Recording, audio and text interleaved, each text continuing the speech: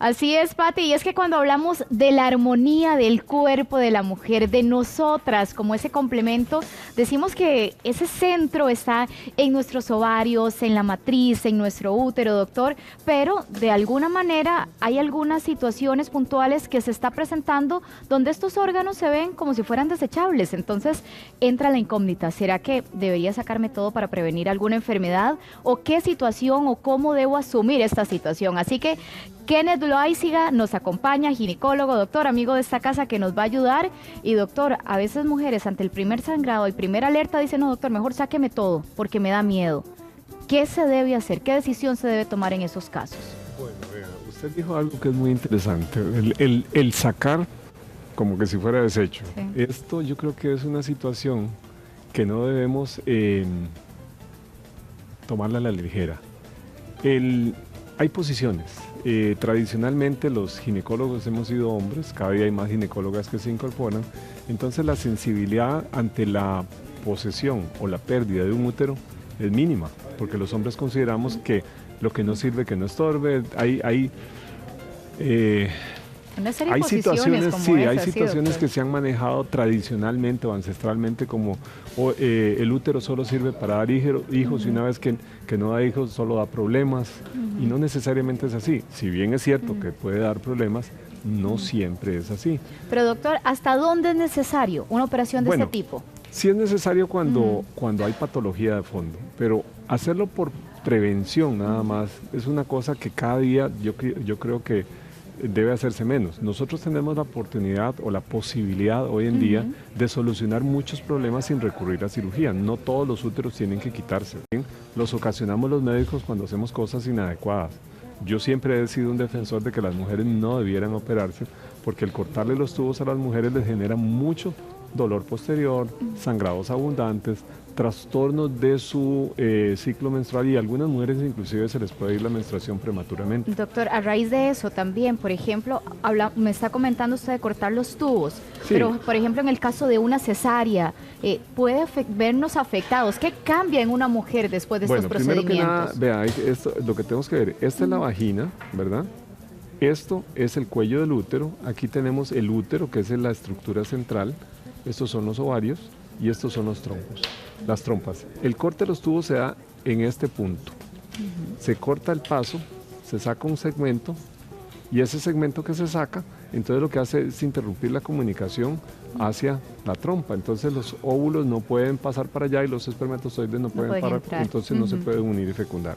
La cesárea primero se abre la herida en la piel y luego en el útero se hace una histerotomía. Eso es un corte transversal a este nivel más o menos para poder extraer la cabeza del bebé, el cuerpo del bebé y sacar todo el chico. Entonces, ¿qué problemas nos ocasionan esto? Las cesáreas generalmente no tienen muchas secuelas. Si bien es cierto que puede haber como consecuencia de ellas problemas de adherencias pélvicas, es decir, pedacitos de tejido que se forman y se van a pegar entre el útero y la vejiga, entre el útero y el intestino, y que en algunas ocasiones puede dar trastornos porque las adherencias generan dolor. Esa sensación, como dice la señora, es que siento que me muerde, me jala, y sí, y es que cuando el intestino se mueve, el intestino repta como una serpiente, se está moviendo constantemente para llevar el bolo alimenticio o el bolo de desecho, lo va transportando por un movimiento reptante, ¿verdad? Como la serpiente se traga un ratón, así poco a poco lo va moviendo, va desplazando el contenido hasta que lo expulsa. Entonces, en el movimiento del intestino, cuando hay movimiento y hay un pellejito que está pegado al intestino, pues al sitio, entonces va a presionar y va a doler. La otra cosa que es importante con respecto a remover cosas es, cuando se quita el útero, se corta aquí, se corta acá, se corta acá y se saca esta pieza que está en el centro, que es el útero. El remover el útero tiene secuelas. Primero que nada, ¿cuáles, doctor? La primera secuela que tiene es la pérdida de la menstruación. Y consecuentemente también hay pérdida de la capacidad de tener hijos. Esas son las dos principales consecuencias. Hay mujeres jóvenes que pierden el útero por razones médicas. Algunas de ellas, las más importantes, son accidentes durante la labor o en el posparto. Puede ser una placenta acreta, una placenta que se infiltra, se mete al músculo del útero y se pega ahí, no se despega. Entonces es una placenta que sangra y sangra y sangra y hay que quitarla. o consecuencias como una mola invasora, que es un trastorno del embarazo, que puede generar hasta un cáncer inclusive. Entonces, bajo estas circunstancias, o un sangrado masivo posparto, que no se puede correr, entonces se quita el útero. Estas mujeres lo primero que pierden es su capacidad de reproducción. Doctor, y ese es el más grave. Pero dígame una cosa, porque tal vez el útero no nos preocupa tanto como el tema de los ovarios, porque pensamos que ahí está la vida, las hormonas y todo. ¿Qué pasa si a una mujer se le tienen que quitar los ovarios? ¿Cómo nos afecta a nosotras en ese caso? Bueno, el impacto del quitar los ovarios en la mujer depende mucho de la edad de la mujer. Una mujer que es joven, una mujer que tiene menos de 45 años, ¿verdad? No es que las mujeres de más de 45 no sean jóvenes, pero la mujer la va a impactar más si tiene menos de 45 años. En ella vamos a tener secuelas a todo nivel. Si le quitan los ovarios va a tener ausencia menstrual, va a tener osteoporosis secundaria, aumenta la incidencia de infarto de miocardio, aumentan los trastornos a nivel cognitivo, pueden tener trastornos como demencia senil precozmente. Y entonces estas son cosas muy, muy importantes que hay que considerar. Amén de que hay otros cambios que son muy violentos y que ocurren. Sequedad de piel, el cabello se torna opaco, dolor con las relaciones sexuales por atrofia vaginal, pérdida del deseo sexual y trastornos en otras esferas que a veces son menores, pero que también impactan la vida. Puede dar sequedad ocular, sequedad de todo lo que es tracto digestivo. Es algo que en realidad, las secuelas son muchas y van más allá, porque estoy mencionando las tal vez más notorias. Pero también existe la otra cara de la moneda. Por ejemplo, doctor, ahora nos escribe una televidente que ella es diagnosticada con ovario poliquístico y que si fuera el caso que se remueven los ovarios, ella podría ver beneficio a nivel de peso, a nivel de acné, que sí se puede ver beneficiada por ese asunto.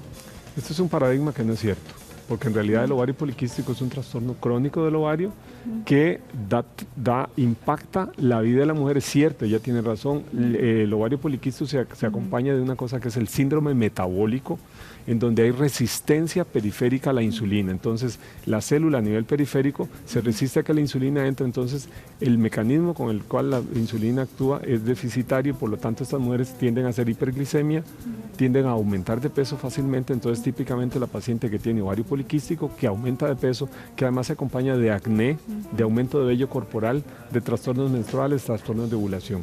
Pero el quitarle los ovarios no le va a solucionar ningún problema. Además, el problema de ovario poliquístico no es un problema quirúrgico, que se vaya a solucionar quirúrgicamente, es un problema metabólico y es como tratar a un paciente que es diabético, digamos que es prediabético, que ese término no existe en realidad, pero para que nos podamos entender, entonces lo que hay que hacer es manejar el problema metabólico. ¿Cómo se maneja mejor? Con dieta, con ejercicio y con control de ciclos regulares para que esta mujer tenga un ovario que funcione adecuadamente, pero lo que hay que controlar de fondo es básicamente el metabolismo de la glucosa. Okay. Doctor, también esa expresión, me sacaron los menudos. Esto es terrible, eso es terrible. ¿Qué pasa en el caso de esas mujeres que le sacan todo? Vea, primero que nada yo quisiera hacer un llamado, es una frase que a mí me resulta grotesca, me resulta grosera, es una forma de expresión casi que denigrante hacia la condición humana de una persona, decirle que le sacaron los menudos. En realidad lo que se le quita es el útero, se le quitan los ovarios, los menudos no se le quitan a una persona porque no somos... Suena como una gallina, ¿verdad? Sí, como exactamente, suena muy feo.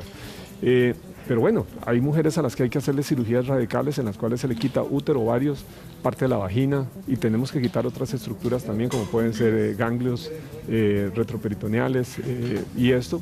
¿A raíz por cáncer, de qué sea? por cáncer de cuello cervicuterino que estoy mencionando, o por cáncer de ovario, en donde es más frecuente que tengamos que quitar además un delantal de grasa que se llama el aumento, ovarios y todo lo que haya maligno en este caso. Dos cosas, me quitaron los menudos y ya no soy mujer, ¿verdad? Porque no tengo nada dentro. Entonces se sienten como la caja de Pandora a la cual le sacaron todos los chunches y quedó vacía, un cajón vacío en el cual no hay nada. Y esto no es cierto, porque la vagina es una estructura que tiene una distancia alrededor de 17-20 centímetros y tiene un fondo, porque además las señoras creen que al quitarle el útero queda un hueco ahí, ¿verdad? Y ese hueco entonces como un vacío que no, como un agujero negro en el cual se pueden tirar cosas y nunca se va a llenar, y no es así. Cuando uno quita el útero, cuando se remueve el útero, generalmente nosotros cerramos la vagina y la vagina se cierra igual que se cierra, que tiene una costura la bolsa de un pantalón. Al final hay una costura que el ojo entrenado la ve, pero quien no está entrenado ni siquiera la logra notar. Entonces, si uno cierra la vagina, ella en 8 días está cerrada. Si usted no la cierra, en 8 días igualmente está cerrada. Nosotros podemos dejar la vagina abierta para que drene, para que no haga hematomas, para que no se acumule sangre o algún otro producto de secreción. Y 8 días después esa vagina está cerrada. Y al mes está cerrada como que si nunca la hubieran abierto. El espacio que ocupaba el útero mide 7 centímetros y pesa 70 gramos. Es pequeñito. Sí, muy pequeño. Es muy pequeño.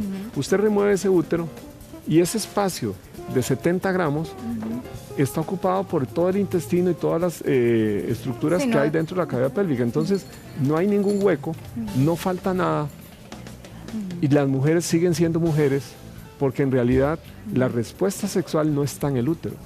El útero es un órgano es una incubadora que lo que hace es crecer y alimentar a los bebés. Pero, no, si bien es cierto, algunas mujeres tienen respuesta uterina durante el acto sexual, o sea, hay un orgasmo por útero, pero no todas lo sienten. El orgasmo está en la piel, está en el clítoris, está en otros sitios que no son el útero. Perfecto. Doctor, tenemos otra consulta de una televidente. Dice que hace 5 años a ella le querían remover el útero por sangrado posparto y que estaba sintiendo dolor, que ella no le hicieron la operación, pero que sigue con esa molestia. Que si puede ser esta la solución, remover el útero, que en algún momento se lo habían planteado. Bueno, volvemos al punto. Hay situaciones que a veces pareciera que solo con cirugía se pueden solucionar, que no necesariamente se solucionan con cirugía. Entonces, hay otras formas de resolver estos problemas. Si ella tiene un útero sano, hay opciones que se le pueden dar para evitar tener que remover el útero. Y aquí es una cuestión de mentalidad. Por ejemplo, nosotros como médicos tenemos la tendencia de que cuando llega una mujer de más de 40 años con miomas uterinos, con fibromas, lo primero que indicamos es cirugía. Yo me declaro culpable de eso también. Un día llegó una paciente y me dio una lección de vida. Una paciente alemana me dijo, venga, yo vengo aquí con usted, yo tengo el útero lleno de fibromas, pero no me va a quitar el útero. A mí me entierran con mi útero.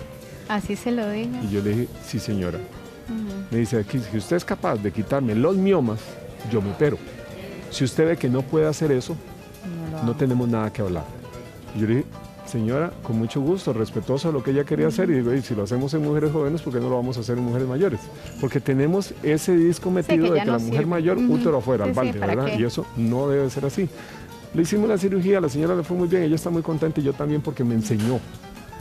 Me educó, me dijo, hay otra forma de hacerlo. Entonces, no necesariamente siempre se tienen que quitar el útero cuando hay miomas. Bueno, parecido a esto que usted me está comentando, tenemos una amiga, Mónica, que dice que hace 5 años inició con el proceso de menopausia, ya en esto, y que le habían recomendado que mover el útero porque se le había engrosado, doctor. ¿Qué se podría hacer en ese caso? Con la menopausia el útero baja de tamaño. El engrosamiento del útero típicamente ocurre por una situación que se llama adenomiosis. La adenomiosis es un trastorno muy parecido, es un tipo de endometriosis. La endometriosis es cuando el endometrio, que es esta capa interna del útero que está acá, este endometrio, el endometrio yo siempre lo describo como el coco tierno que tienen las pipas por dentro, que uno lo raspa con cuchara. Entonces, en la parte interna del útero es una mucosidad que crece todos los meses, crece. ¿Y para qué crece? Esa es la camita que va a permitir que la placenta se pegue y se alimente. Cuando llega fin de mes y no hay embarazo, la capita no sirve, entonces se bota. Esa es la menstruación. Se desprenden fragmentos pequeñitos que va saliendo y esa es la menstruación.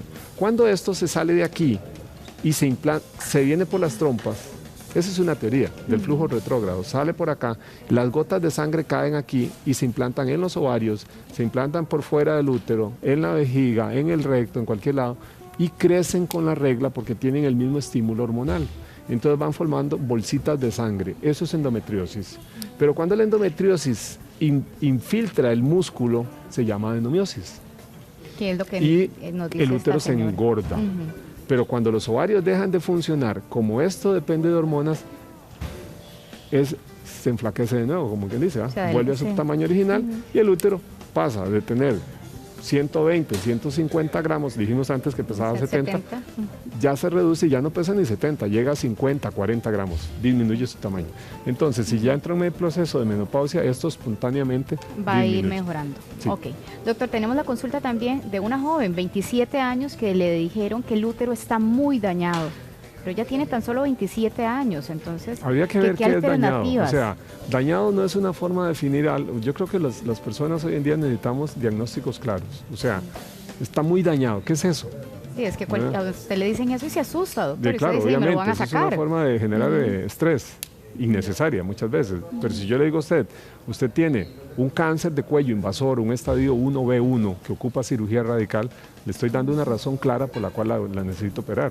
O si le digo, usted tiene una lesión en el ovario, en el útero, que es un mioma gigante que mide 20 centímetros, que mide 30 centímetros, que por cálculos puede pesar 1 kilo, kilo y medio, le estoy dando una razón, pero decirle está dañado, o sea, ¿dañado qué es? Sería bueno que consulte para que aclare qué es lo que tiene en realidad. Para saber si porque tiene... el dañado puede ser algo que no sea tan trascendental o puede ser algo muy grave.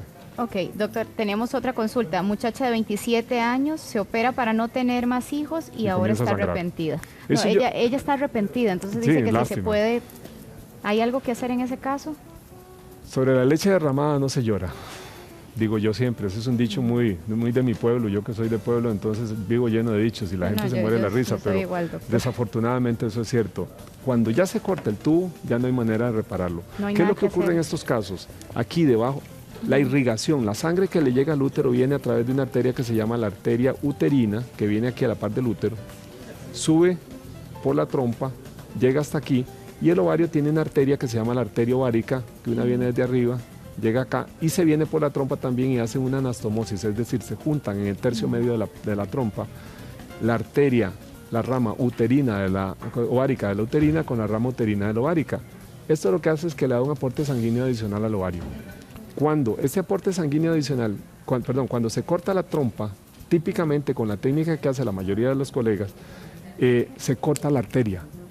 Entonces el aporte sanguíneo que le llega al ovario cambia. Yo siempre pongo el ejemplo de que si usted tiene una fábrica donde usted produce camisas y usted produce 1000 camisas al día y recibe tela de 2 sitios diferentes para producir sus camisas, usted tiene cómo producir sus 1000 camisas. Pero si de pronto uno de sus productores no le manda la tela, resulta que a usted le falta tela para producir 500 camisas y ya no produce las mismas 1000 de antes, produce 500, entonces ya sus entregas no son apropiadas. Es lo que le pasa al ovario. Le deja de entrar sangre, entonces comienza a fallar y ocurre una cosa que se llama una falla ovárica prematura. Esto es un tema de discusión importante porque muchos médicos consideran que eso no existe, que eso no es cierto. Hay revisión en la literatura en mundial muy importante, o sea, se han hecho muchos estudios y los metaanálisis, donde cogen todos los estudios y los analizan, no han llegado a una conclusión, dicen que esto no existe. Pero uno típicamente lo ve, mujeres que se cortan los tubos comienzan a sangrar, les duele la pelvis, cosa que antes no tenían. Muchas veces tienen dolores dispareunia, dolor con las relaciones sexuales, cosa que antes no tenían tampoco. Todo a raíz y del entonces corte de todo a los raíz de tubos. todo. Lo que pasa es que es un problema que ya es irreversible, porque ya usted cortó la arteria y esa arteria no la restaura nadie. Entonces hay una opción para pararle el sangrado, porque lo importante para ella es detener el sangrado. Curiosamente, ella hizo eso para no tomar pastillas, que es lo usual. Yo no quiero tomar pastillas, voy y me opero. Pero entonces ahora ocupa o tomar pastillas, de unas especiales, no cualquiera, hay unas pastillas que paran ese sangrado. Hay otro tema que puede ser ponerle un dispositivo intrauterino con un medicamento que es levonorgestrel, es una hormona, es un progestágeno, que es tal vez el más sencillo de todas, la manera más sencilla de solucionar el problema. Por 5 años se lo pone, el sangrado disminuye o desaparece mientras tenga el aparato. Porque si se quita el aparato vuelve a sangrar. Pero bebés Si toma, ya no podría, doctor. no, los bebés, bueno, Sí. hoy en día con las técnicas ya está aprobada la fertilización in vitro, eso lo puede solucionar. Bueno, Bebés sí pero de pueden. manera natural mediante su... Ya aquí queda descartado. Sí. Tenemos otra consulta, doctor, también de una joven que ahora tiene 23, 3 años atrás, a sus 20 años, le tuvieron que quitar una trompa, dice por un embarazo ectópico, que ella quiere saber si su tema de verdad, su reproducción ahora se va a ver afectada por esta situación. La trompa que permanece es capaz de asumir la función de las dos. O sea, que ella puede tener... Inclusive se puede embarazar del ovario contralateral. ¿Cómo hacen eso los ovarios? No me pregunte, pero es posible que pueda ocurrir, ¿verdad? Porque la trompa se pliega y de alguna manera capta el óvulo que sale del otro lado y se puede, pero también tiene su propio ovario ella, porque entonces este ovario queda aquí, pero queda sin trompa, no tiene vía de acceso más cercana, pero tiene una lejana. Y lo que es importante es que le quede el otro ovario. Entonces en realidad... Que no se preocupe. Sí, siempre y cuando no tenga, habría que ver qué ocasiona el ectópico, ¿verdad? Porque si ella tiene un trastorno que le está ocasionando oclusión de las trompas, si tenía oclusión en una, podría tener oclusión en la otra. Si fue por una infección, si fue por una endometriosis, si fue por adherencias. Hay mujeres que han tenido, por ejemplo, una catástrofe abdominal, como fue una apendicitis con peritonitis y todos los desastres del mundo. Entonces hay adherencias tenía yo muchas adherencias y eso puede impactar la permeabilidad del tubo y por lo tanto la capacidad de embarazarse. Doctor, otra consulta. Usted ahora estaba abordando la importancia y las secuelas que puede tener el operarse para no tener más hijos. Abordamos el sangrado. ¿Qué otras consecuencias pueden? Dolor pélvico. Dolor pélvico. Dolor en esta zona. Sí, entonces, dolores pélvicos, dolores con la menstruación, dolor con las relaciones sexuales. Pero y secundario al sangrado, consecuencia directa, anemia. También anemia. Sí, claro, hay mujeres que llegan a tener, a veces llega una señora ahí caminando como la gran cosa, las mujeres son tan valientes que andan muriendo y no dicen nada. Han llegado señoras al hospital con una hemoglobina en 3, cuando la hemoglobina normal va de 12.5 a 15. Hemos tenido pacientes que entran caminando con una hemoglobina en 3 y uno dice, pero ¿cómo se mueve? O sea, ¿cómo hace? ¿Cómo hace? Es como que usted llegue aquí al trabajo con su carro, caminando y no tiene gasolina en el motor, ¿verdad? Digo, en el tanque, pero ¿cómo hizo? Pues es un milagro, ¿eh? Y ahí van. Ahí va. Doctor, ¿qué pasa con la mujer después de los 50 años? Ya entra, ¿verdad?, premenopausia, algunas situaciones por el estilo, pero ¿qué debería tener en cuenta, verdad? Estas mujeres posmenopáusicas que están, ¿verdad?, en este momento, posmenopáusicas, ¿qué podríamos recomendarle a ellas? Podemos recomendarle muchísimas cosas. En realidad la menopausia es una condición, primero que nada uno tiene que hacer un análisis histórico de qué es la vida de la mujer. Hasta 1940 en Costa Rica o antitos de los 40, la expectativa de vida eran 50 años o 40. Eso significa que la gente se estaba muriendo, o sea, que usted y yo estaríamos enterrados probablemente ya. No, doctor, no siga. 40, estamos dije. muy jóvenes todavía, doctor. Mucha gente se moría antes de eso. No. Es que ese era el promedio, ¿verdad? Bueno, pero mucha gente moría. Lo que ahora... pasa es que en esa época, ¿verdad? En esa época el promedio era 40, porque eso se tomaba las viejitas, que eran como de 50, y las jóvenes que se morían antes de los 30, y se morían de parto. Ay, no, o de cosas terribles, pero hoy en día esa 40 no es años, realidad. 40 años es una mujer joven, ¿Sí? 50 años es una mujer joven, 60 años es una mujer joven. Hoy en día la gente de 60 años tiene a sus padres vivos. Sí, es cierto. En aquellas épocas 60 años era un Matusalén y muchas veces habían enterrado a la mitad de sus hijos ya. Y era una excepción. Entonces, lo que le estoy haciendo énfasis es al hecho de que tener 50 años es estar en la juventud, o sea, en la flor de la vida. Y hay que prepararse para el futuro, porque todavía quedan 30 o 40 años más de vida. ¿Pero cómo nos preparamos entonces, doctor? Bueno, prevención. ¿Cuál es la prevención? Ejercicio, una buena evaluación médica, estar seguros de que todo esté en orden, de que todo esté en orden, revisar ovarios, revisar mamas, revisar útero, tener exámenes apropiados. ¿Por qué no quitar los ovarios profilácticamente? Porque no es necesario. Estábamos discutiendo antes de que cuántos ovarios hay que quitar para prevenir un cáncer de ovario. Más de 1000 ovarios. Es decir, hay que operar a más de 1000 mujeres para prevenir un cáncer. Es más fácil controlar a esas mujeres para que no desarrollen, o si lo desarrollan, detectarlo a tiempo y tratarlo oportunamente. La prevención está basada en deporte, dieta, calcio suplementario y evaluar la posibilidad de tomar terapia de reemplazo hormonal. Que esto protege en las mujeres el hueso, protege el corazón, protege la piel, el cabello, las mucosas, ojo, nariz, boca, tubo digestivo, vagina, facilita las relaciones sexuales. O sea, permanece la integridad del área genital y la posibilidad de seguir adelante con una actividad sexual ¿Eso normal. ¿A partir de qué edad, doctor, ese reemplazo hormonal? A veces comienza tempranamente, vea usted qué interesante. Hay mujeres que tienen trastornos de lubricación desde los años 30. O sea, comienzan después de los 35, los 40 se comienza a acentuar y ya después de los 42, 43 años muchas mujeres tienen problemas de sequedad serios. Y cuando llegó la menopausia, cuando se va a la última regla, ahí la cosa se acentúa y el problema se hace realmente serio. Más complicado. Sí. Doctor, Muchísimas gracias. Con De verdad que muchísimo este es un gusto. tema que siempre despierta muchas incógnitas, siempre hay preguntas, de hecho quedan más preguntas, pero señoras, no se preocupen porque, doctor, aquí lo voy a comprometer de una vez, lo necesitamos en próximos días para que sigamos abordando este Bueno. tipo de preguntas. Además de que el tema estuvo muy bonito No, no. y se presta muchas cosas que... Hay mucha consulta, de hecho Sí. tenemos las preguntas guardaditas para que usted las pueda evacuar en la próxima Y visita, prometo doctor. no preguntarle la edad en cámara.